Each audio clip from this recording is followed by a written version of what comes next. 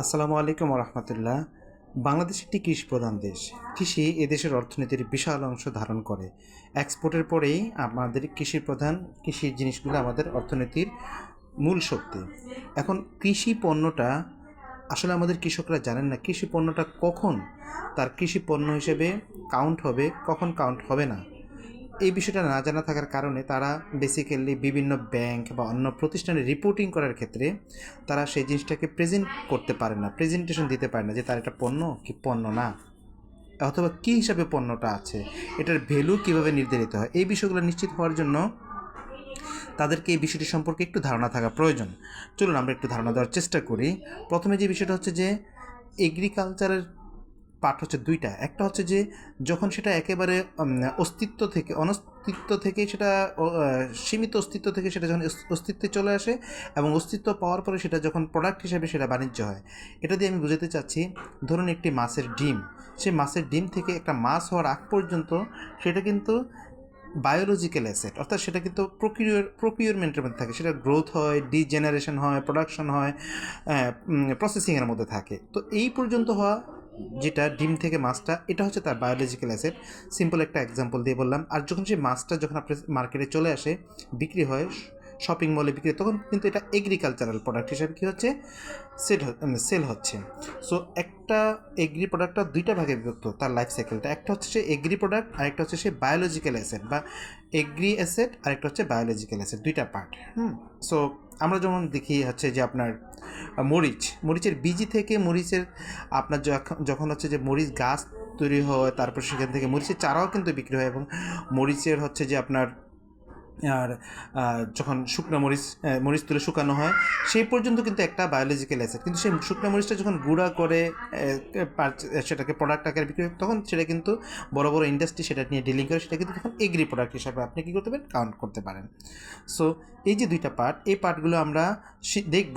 এটার সাথে সাথে কখন আপনি রিপোর্টিংয়ের ক্ষেত্রে আপনার প্রোডাক্টটা যোগ্য, সেটাও আপনি জানানোর চেষ্টা করবো, আমরা জানার চেষ্টা করবো। তো আমরা যে বিষয়গুলো জানবো সেটা হচ্ছে বায়োলজিক্যাল অ্যাসেট কী জিনিস, বায়োলজিক্যাল অ্যাসেট কখন আপনি রিকগনিশন করবেন, এটা কিভাবে মেজারমেন্ট করা যাবে, এটার ফেয়ার ভ্যালুটা কীভাবে নির্ধারিত হবে, আপনি কখন বায়োলজিক্যাল অ্যাসেটগুলো আপনি রিপোর্টিং করবেন, রিপোর্টিং ক্ষেত্রে আপনি তথ্য জানাবেন যে এটা আমার বায়োলজিক্যাল অ্যাসেট, এটার ভ্যালু এরকম আছে, এবং আপনি সেটাকে কীভাবে প্রেজেন্টেশন করবেন, অ্যাকাউন্টিংয়ের যে স্টেটমেন্টগুলো আছে, স্টেটমেন্ট কোথায় আপনি সেটাকে প্রেজেন্ট করবেন, এগ্রিকালচার প্রোডাক্ট কী জিনিস এবং সেটাকে কীভাবে মেজারমেন্ট এবং রিকগনিশন করা যায়, এই বিষয়গুলো আমরা এখানে জানার চেষ্টা করব। প্রথমে আসি আমরা যে বায়োলজিক্যাল অ্যাসেট কী জিনিস।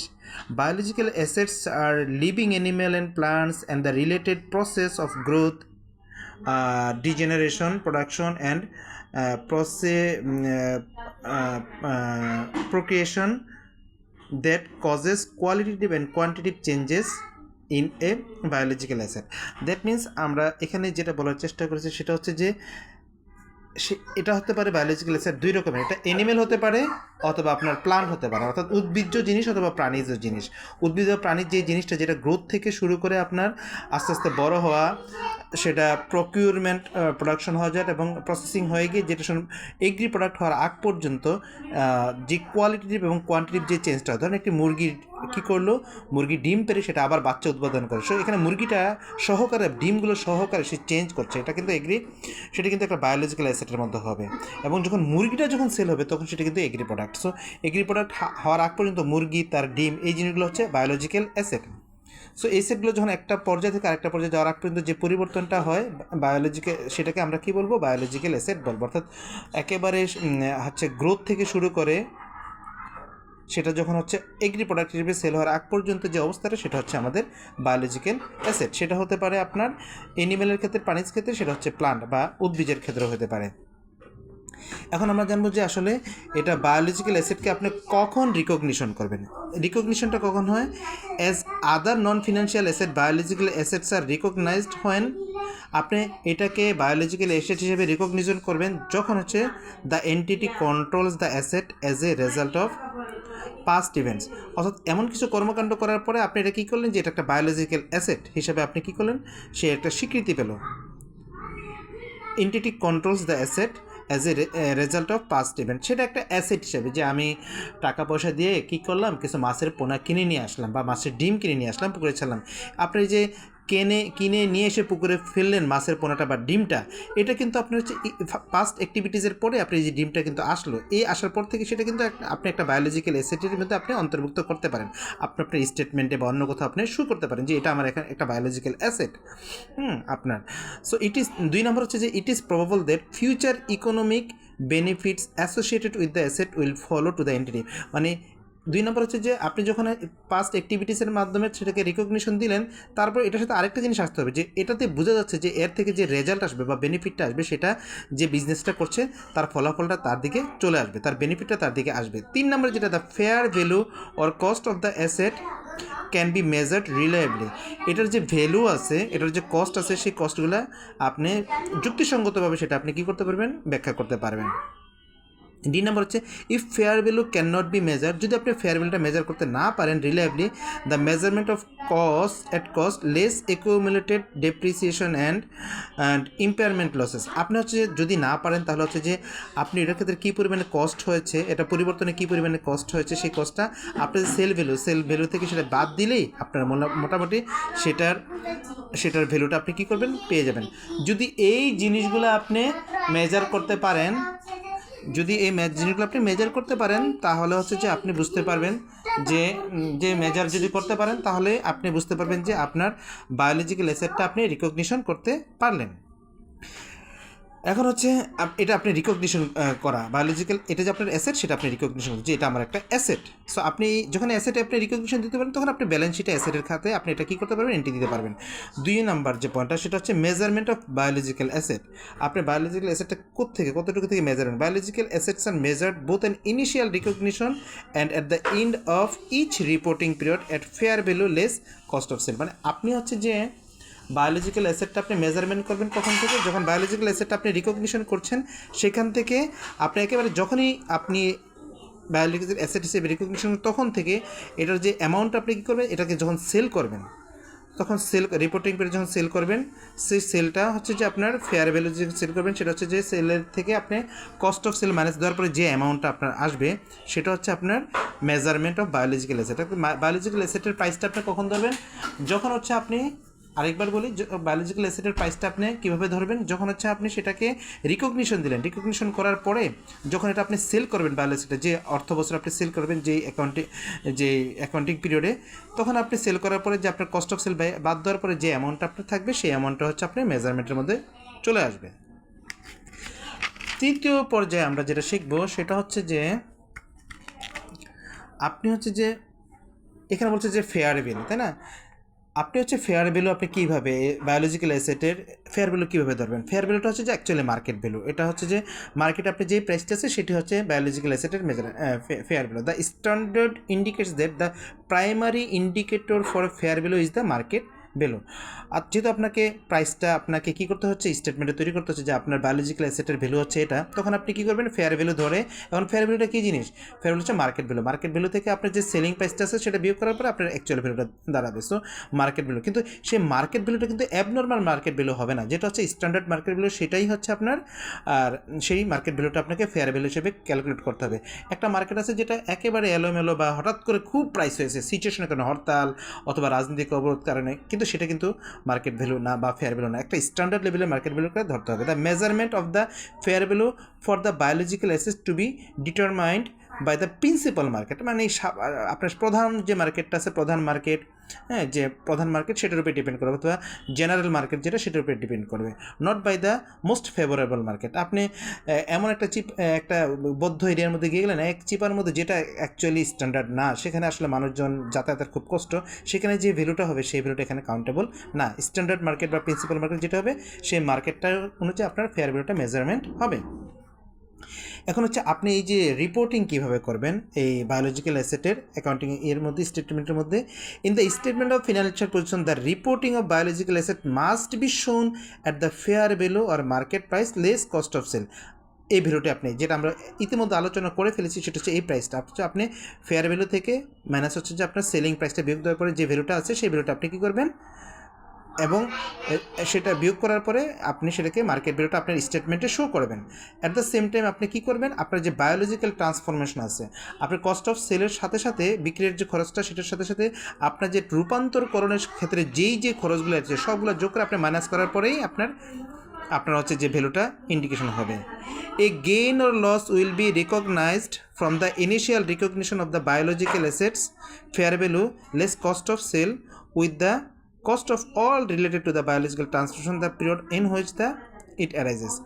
আপনার যদি হচ্ছে যে gain or loss will be recognised from the initial recognition, আপনার যে যখনই আপনি ইনিশিয়াল রিকগনিশন করেছেন, ইনিশিয়াল রিকগনিশন করার পরে আপনি যখন সেল করলেন তখন কিন্তু আপনার কী হতে পারে, লস হতে পারে, প্রফিট গেইনও হতে পারে। হ্যাঁ, যেহেতু এটা একটা অ্যাসেটের ক্ষেত্রে আপনাকে কী করতে বলছে, গেইন ও লস বলা হবে। এখানে আপনি বেসিক্যালি অ্যাসেটের ক্ষেত্রে আমরা প্রোডাক্টের ক্ষেত্রে আমরা প্রফিট লস বলতে পারি, কিন্তু অ্যাসেটের ক্ষেত্রে আমরা কী বলি, গেইন আর লস বলি। সো আপনার গেইন আর লস হবে আপনার ফেয়ার ভ্যালু যখন আপনি সেল করার পরে যে ভ্যালুটা দাঁড়াচ্ছে সেটা যদি আপনার ইনিশিয়াল রিকগনিশনে যে প্রাইস আছে, ইনিশিয়াল রিকগনিশনে ধরেন এটার দাম ছিল 200 টাকা, যখন আপনি সেল করলেন তখন যদি আপনি 100 টাকা সেল করেন তাহলে আপনার লস হলো, আর যদি আপনি 500 টাকা বিক্রি করেন তাহলে 300 টাকা আপনার কী হলো, অ্যাসেট গেইন হলো। সো এটা রিপোর্টিংয়ের ক্ষেত্রে আপনি গেইন লস হিসাবে এটা দেখাবেন। আপনি দেখাবেন হচ্ছে যে এটা প্রাইসটা কীভাবে দেখাবেন সেটা আলোচনা করলাম। If the production cycle less than 1 year the change in broiler, chicken, মাশরুমের ক্ষেত্রে carrying amount should shown in the profit loss. আপনি হচ্ছে যে যদি হচ্ছে যে আপনার এটা তো ব্যালেন্স শিটে দেখাবেন গেইন লসগুলা, কিন্তু যখন আপনার হচ্ছে যে 1 বছরের কম সময় বায়োলজিক্যাল অ্যাসেটগুলো ট্রানজ্যাকশন হয়, আপনার খরচ বা দেখান, তখন এটা আপনার প্রফিট লস অ্যাকাউন্টে দেখাতে হবে।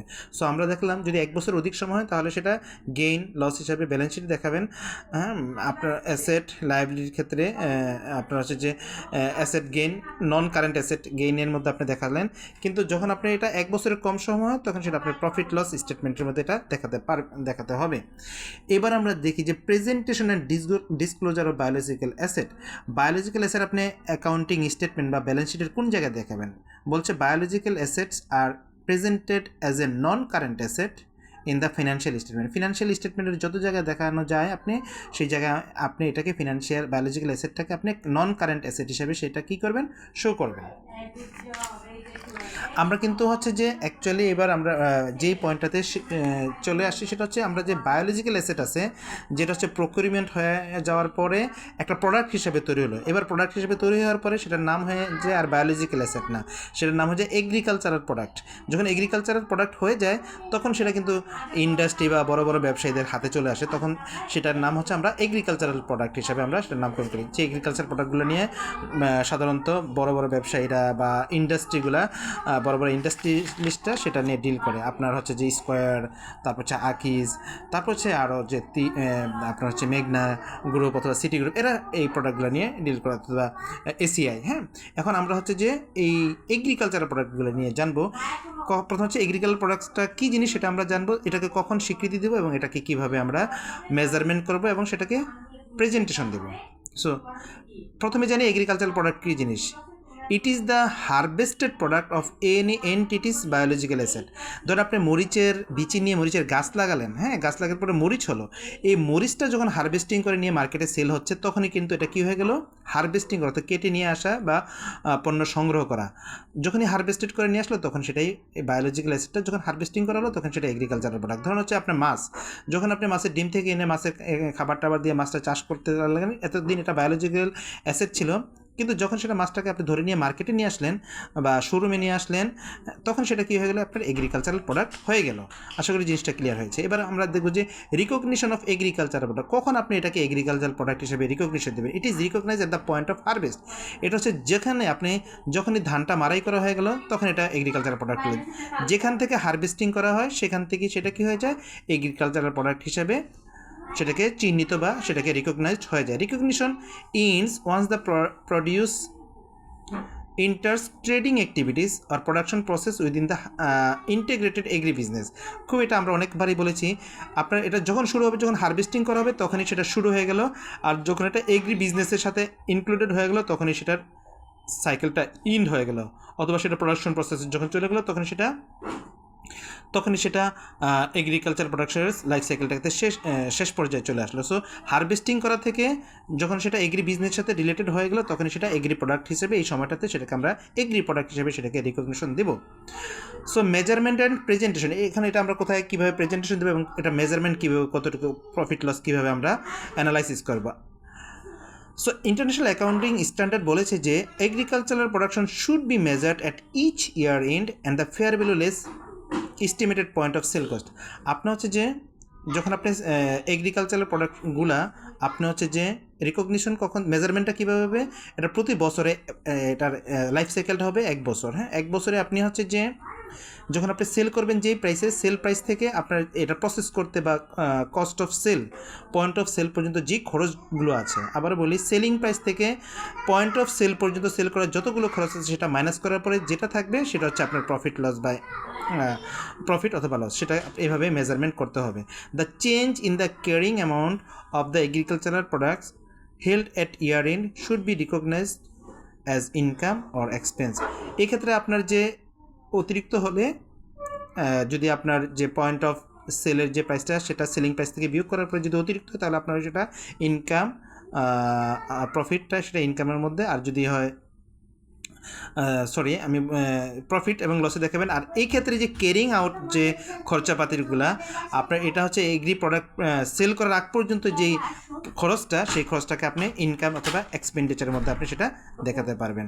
সো যেহেতু এগ্রি বিজনেসটা হচ্ছে বাংলাদেশের খুবই একটা ইম্পর্টেন্ট বিজনেস, আমরা হচ্ছে যে এই এগ্রি বিজনেসের সাথে রিলেটেড যেই অ্যাকাউন্টিংগুলো আছে এবং এটার সাথে যে ফাইন্যান্সিং বিষয়গুলো আছে, আমরা এই বিষয়গুলো বোঝার চেষ্টা করেছি। কারণ আপনি যখন একটা ব্যাংক অথবা কোথাও রিপোর্টিং এজেন্সিতে আপনি যখন রিপোর্টিং করতে যাবেন, তখন আপনার প্রোডাক্টটা, এগ্রি প্রোডাক্টটা আসলে কী পর্যায়ে আছে আপনি সেটাকে যদি ব্যাখ্যা দিতে চান, তাহলে আপনাকে এই তথ্যগুলো জানা থাকা দরকার যে আমি আসলে বায়োলজিক্যাল অ্যাসেটের ব্যবসা করছি, আমি আসলে এগ্রি প্রোডাক্টের বিজনেস করছি, আমার একটা লাইফ সাইকেল এতটুকু, আমার এটা এখনই এটা স্টেটমেন্টের মধ্যে এই বিষয় হিসেবে এটা স্টেটমেন্টে যাওয়া দরকার, এটা এই ধরনের একটা অ্যাসেট, এই জিনিসগুলো আমরা বুঝতে পারবো। আশা করি এই ভিডিওটা আমাদের, যেহেতু এগ্রি বিজনেস অনেকেই করছেন, দেশের দ্বিতীয় বৃহত্তম খাত সেহেতু, অর্থনীতির খাত সেহেতু এই ভিডিওটি অনেকেরই উপকারে আসবে। ধন্যবাদ। আসসালামু আলাইকুম।